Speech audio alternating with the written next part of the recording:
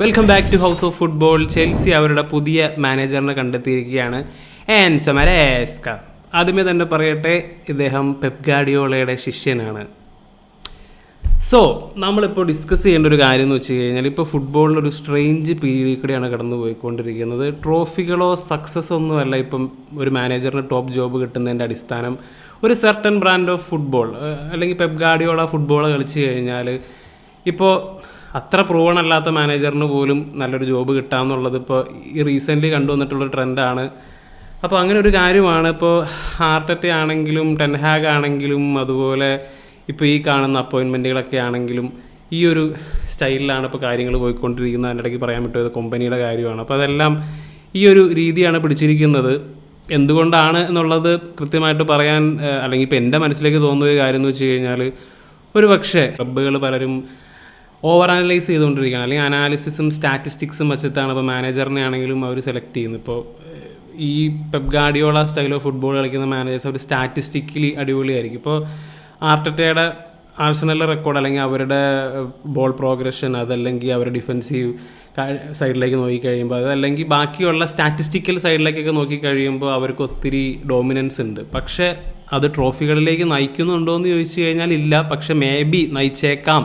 അതുപോലെ തന്നെ അതൊരു സ്റ്റേബിളാണ്. ഭാവിയിൽ മാനേജറിനെ മാറ്റിക്കഴിഞ്ഞാലും ആ ഒരു സ്റ്റൈൽ ഓഫ് മാനേജർ വന്നു കഴിഞ്ഞാൽ തുടർന്ന് പോകാൻ പറ്റും. ഇങ്ങനെയുള്ള ചിന്തകളൊക്കെ കൊണ്ടായിരിക്കാം ഒരുപക്ഷെ ക്ലബ്ബുകൾ ഈ ഒരു സ്റ്റൈലുള്ള മാനേജർമാരെ അപ്രോച്ച് ചെയ്യുന്നത്. പക്ഷേ ഞാനത് മുമ്പും പറഞ്ഞിട്ടുള്ളൊരു കാര്യമാണ്, പെപ് ഗാർഡിയോളയോട് മുട്ടണമെങ്കിൽ, അല്ലെ പെപ് ഗാർഡിയോളനെ തോൽപ്പിക്കണമെങ്കിൽ അതിന് പെപ് ഗാർഡിയോളയുടെ ഡ്യൂപ്ലിക്കേറ്റ് ആയിട്ട് യാതൊരു കാര്യമില്ല. അതിന് ആൻറ്റി പെപ്പായി മാറണം. എന്നാൽ മാത്രമേ പെപ് ഗാർഡിയോളനെ തോൽപ്പിക്കാൻ പറ്റുള്ളൂ. ഇത് നമ്മൾ മുമ്പും കണ്ടിട്ടുള്ള കാര്യം, ഇപ്പോൾ റീസെൻ്റ്ലി ആണെങ്കിലും കണ്ടിട്ടുള്ള കാര്യമാണ്. ഇപ്പോൾ റയൽ മാഡ്രിഡ് അവർ പെപ്പിന് ഡോമിനൻസ് നടന്ന സമയത്ത് അത് അവസാനിപ്പിക്കാനായിട്ട് പെപ്പിനെ പോലത്തെ അല്ലെങ്കിൽ ആ ഒരു സ്റ്റൈൽ കളിക്കുന്ന മാനേജറെ എല്ലാവരും കൊണ്ടുവന്നു. അവർ നേരെ ഓപ്പോസിറ്റ് സ്റ്റൈലുള്ള ഡിഫെൻസീവ് മൈൻഡഡ് ആയിട്ട് കൗണ്ടർ അറ്റാക്ക് ചെയ്യുന്ന ജോസെ മൊറീഞ്ഞോനാണ് കൊണ്ടുവന്നത്. അങ്ങനെയാണ് അവിടെ ഡോമിനൻസ് അവസാനിപ്പിച്ചത്. അതിന് ശേഷം ഇപ്പോൾ റീസെൻ്റ്ലി നടന്ന മറ്റൊരു എക്സാമ്പിൾ പറയുന്നത് എറിക് ടെൻ ഹാഗ് ആണെങ്കിലും ആ ഒരു കയോട്ടിക് ഫുട്ബോൾ വിട്ടിട്ട് മിഡ് ബ്ലോക്ക് ഇട്ട് അന്യായ ഡിഫെൻസീവ് മൈൻഡിൽ കളിച്ചിട്ടാണ് പെപ്പിനെ തോൽപ്പിക്കാൻ സാധിച്ചത്. അപ്പോൾ എപ്പോഴും പെപ്പിനെതിരെയൊക്കെ റിസൾട്ട് ഉണ്ടാക്കി എടുക്കണമെങ്കിൽ ഡിഫെൻസീവ് ഫുട്ബോൾ കളിക്കണം. ഈവൻ ചെൽസിയുടെ കാര്യം തന്നെ പറയാം. ചെൽസി ചാമ്പ്യൻസ് ലീഗിൽ നമ്മൾ ഫൈനലിൽ കണ്ടതാണ് പെപ്പിനെതിരെയുള്ള മത്സരത്തിൽ ട്യൂച്ചിൽ ചെയ്ത കാര്യം. അപ്പോൾ ആ ഒരു സ്റ്റൈലാണ് പെപ്പിനെതിരെ നേരിടാൻ ശരിക്കും പറഞ്ഞു കഴിഞ്ഞാൽ എഫക്റ്റീവ് എന്ന് തന്നെ പറയാം. അപ്പോൾ അത്രയും പറഞ്ഞുകൊണ്ട് തന്നെ നമുക്ക് മരസ്കയിലേക്ക് തിരിച്ചു വരാം. അപ്പോൾ മരസ്കയുടെ കരിയറിലേക്ക് നോക്കിക്കഴിഞ്ഞാൽ അദ്ദേഹമാണെങ്കിലും റിലേറ്റീവ്ലി ഇൻഎക്സ്പീരിയൻസ്ഡ് ആയിട്ടുള്ള മാനേജറാണ്.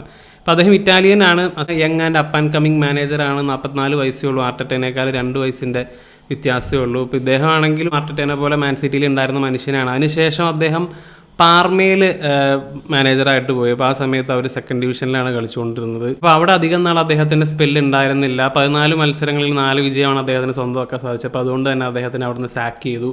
അത് കഴിഞ്ഞിട്ടാണ് അദ്ദേഹം ലെസ്റ്റർ സിറ്റിയിലേക്ക് ജോയിൻ ചെയ്തത്. അപ്പോൾ ലെസ്റ്റർ നമുക്കറിയാം കഴിഞ്ഞ സീസണിൽ റിലിഗേറ്റ് ആയിപ്പോയി. അപ്പോൾ ആ ഒരു സമയത്താണ്, അപ്പോൾ അവിടെ പ്രശ്നങ്ങളൊക്കെ ഉണ്ടായിരുന്നു. ആ ഒരു സമയത്താണ് ഇദ്ദേഹത്തിനെ മാനേജറായിട്ട് എടുത്തത്. അപ്പോൾ അവർക്കും ഈ പറയുന്ന പോലെ ഒരു പുതിയ ഡയറക്ഷനിലേക്ക് പോകണം, പുതിയൊരു സ്റ്റൈൽ ഓഫ് ഫുട്ബോൾ വേണം, ആ ഒരു ചിന്ത വന്നിട്ടാണ് ലെസ്റ്റർ ഇദ്ദേഹത്തിനെ അപ്പോയിൻറ്റ് ചെയ്തത്. അപ്പോൾ അതുപോലെ തന്നെ ഇദ്ദേഹത്തിനെ പറ്റി പറയേണ്ട കാര്യം എന്ന് വെച്ച് കഴിഞ്ഞാൽ 2018 ഇദ്ദേഹം വെസ്റ്റ് ഹാമിൻ്റെ ഒപ്പം മാനുവൽ പെല്ലഗ്രീനിയുടെ അസിസ്റ്റൻ്റ് ആയിട്ടുണ്ടായിരുന്നു എന്നുള്ളതും പറയാൻ മനുഷ്യൻ വിട്ടുപോയൊരു കാര്യമാണ്. ഇനിയിപ്പോൾ ഇദ്ദേഹത്തിൻ്റെ സ്റ്റൈലിലേക്ക് വരികയാണെങ്കിൽ ശരിക്കും പെപ് ഗാർഡിയോള സ്റ്റൈൽ തന്നെയാണ്, വേറെ പ്രത്യേകിച്ച് ഒരു മാറ്റവും ഇല്ല.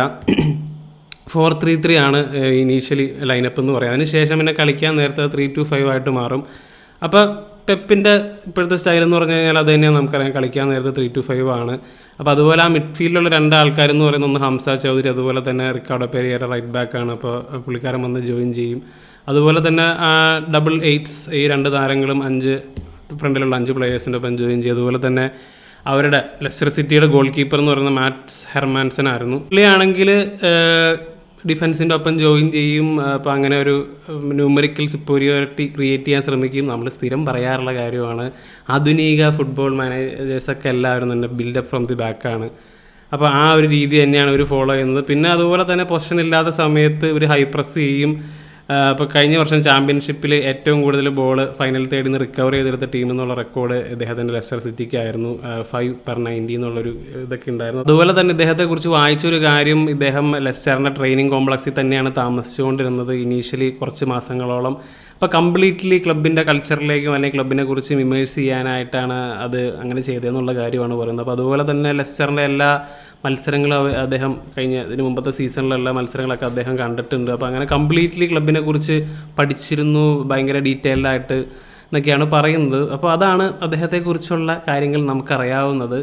പിന്നെ അദ്ദേഹത്തിൻ്റെ വീക്ക്നെസ് ആയിട്ട് പറയുന്ന ഒരു കാര്യം എന്ന് വെച്ച് കഴിഞ്ഞാൽ ഇങ്ങനെ ഭയങ്കര സെൻസിറ്റീവ് ആയിട്ടുള്ള മനുഷ്യനാണ്. അതുപോലെ തന്നെ മീഡിയയിലൊക്കെ വന്ന് മീഡിയനെ ഹാൻഡിൽ ചെയ്യാനായിട്ടുള്ള മെച്യൂരിറ്റി അദ്ദേഹത്തിന് ആയിട്ടില്ല എന്നുള്ള കാര്യത്തിൽ പറയുന്നുണ്ട്. പബ്ലിക്കലി അദ്ദേഹം ഒത്തിരി കാര്യങ്ങൾ ഇങ്ങനെ പറയാറുണ്ട്. ഇപ്പോൾ ക്ലബിൻ്റെ പ്രശ്നങ്ങൾ കുറച്ചുണ്ടായിരുന്നു ലെസ്റ്ററിന്. അവർക്ക് ജനുവരിയിൽ പ്ലെയറിനെ സൈൻ ചെയ്യാനായിട്ടും അതുപോലെ തന്നെ പ്രോഫിറ്റ് സസ്റ്റൈനബിലിറ്റി റൂളൊക്കെ ബ്രേക്ക് ചെയ്യുന്നൊരു ഇതൊക്കെ അവസ്ഥയൊക്കെ വന്നിരുന്നു. അപ്പോൾ അത് ഒക്കെ പബ്ലിക്കലി മീഡിയയുടെ മുമ്പിൽ പറഞ്ഞു. അപ്പോൾ അങ്ങനെ ചില പ്രശ്നങ്ങളൊക്കെ ഉണ്ടായിരുന്നു. അതുപോലെ തന്നെ ഇദ്ദേഹത്തിൻ്റെ ഈ സ്റ്റൈലിനെതിരെ ചില സമയത്ത് വിമർശനങ്ങളൊക്കെ വന്നിട്ടുണ്ട്. അപ്പോൾ അതെന്ന് വെച്ച് കഴിഞ്ഞാൽ സ്വാൻസി ആയിട്ട് ഇവർ ജയിച്ചൊരു മത്സരം ഉണ്ടായിരുന്നു, 3-1 ജയിച്ചൊരു മത്സരത്തിൽ ആദ്യം ലീഡ് എടുത്ത് സ്വാൻസിയാണ്. പക്ഷേ ഇദ്ദേഹം അപ്പോഴും ഈ പറയുന്ന പോലെ സ്ലോ ബിൽഡപ്പും പൊസിഷനും ആ ഒരു സ്റ്റൈല് സൈഡ് പാസിങ്ങും കാര്യങ്ങളൊക്കെയാണ്, അല്ലെങ്കിൽ അദ്ദേഹത്തിൻ്റെ ശൈലിയിൽ നിന്ന് അദ്ദേഹം മാറില്ല എന്നുള്ള കാര്യമാണ്. അതിനുശേഷം ആ ശൈലി ഫോളോ ചെയ്തിട്ട് തന്നെയാണ് പിന്നീട് അവർ ഗോൾ അടിച്ച് ജയിച്ചത്. പക്ഷേ ആ ഒരു സമയത്ത് ഫാൻസിന് കുറച്ച് താല്പര്യക്കുറവ് അങ്ങനെ പോലെയൊക്കെ ഉണ്ടായിരുന്നു. അപ്പോൾ ആ സമയത്ത് അദ്ദേഹം ക്വിറ്റ് ചെയ്യുന്നുള്ള രീതിയിലൊക്കെ ഇങ്ങനെ പറഞ്ഞു എന്നൊക്കെയാണ് പറയുന്നത്. അപ്പോൾ അങ്ങനെ ഇത്തിരി സെൻസിറ്റീവായിട്ടുള്ളൊരു മനുഷ്യനാണ്. അപ്പോൾ എന്തെങ്കിലും രീതിയിലുള്ള വിമർശനങ്ങളൊക്കെ വന്നു കഴിഞ്ഞാൽ അദ്ദേഹം എങ്ങനെയാണ് ഇതിനെ ഹാൻഡിൽ ചെയ്യാൻ പോകുന്നതെന്നുള്ള കാര്യമൊന്നും നമുക്കറിയില്ല. അപ്പോൾ അതൊക്കെയാണ് ബേസിക്കലി ഇദ്ദേഹത്തെക്കുറിച്ച് പറയാനുള്ളത്. ബാക്കി കാര്യങ്ങളൊക്കെ നമുക്കിനി വരുമ്പോൾ പറയാം. അദ്ദേഹം ഇവിടെ സക്സസ്ഫുൾ ആവുമോ, ചെൽസിയിൽ എങ്ങനെയാണ് സംഭവിക്കാൻ പോകുന്നത് എന്നുള്ള കാര്യം നമുക്കറിയില്ല. കാരണം ഇപ്പോഴത്തെ പുതിയ ചെൽസി എന്ന് പറഞ്ഞു കഴിഞ്ഞാൽ റോമൻ അബ്രാമോവിച്ചിൻ്റെ ചെൽസി പോലെയല്ല, എൻറ്റയർലി ഡിഫറൻ്റ് ആണ്. ഇപ്പോൾ കഴിഞ്ഞ 2 വർഷത്തിനിടയിൽ അവർ ഏതാണ്ട് 5-6 മാനേജേഴ്സിനെ പരീക്ഷിച്ചിട്ടുണ്ട്. ഇപ്പോൾ ഇദ്ദേഹത്തിന് എത്ര നാൾ സമയം കൊടുക്കും എന്നുള്ള കാര്യമൊക്കെ കണ്ട് തന്നെ അറിയണം. ഇപ്പോൾ നിങ്ങൾക്ക് ഫീൽ ചെയ്യുന്ന എന്നുള്ള കാര്യം തീർച്ചയായും കമൻറ്റായിട്ട് ഇടുക. മറ്റൊരു വീഡിയോയുമായി വീണ്ടും കാണാം.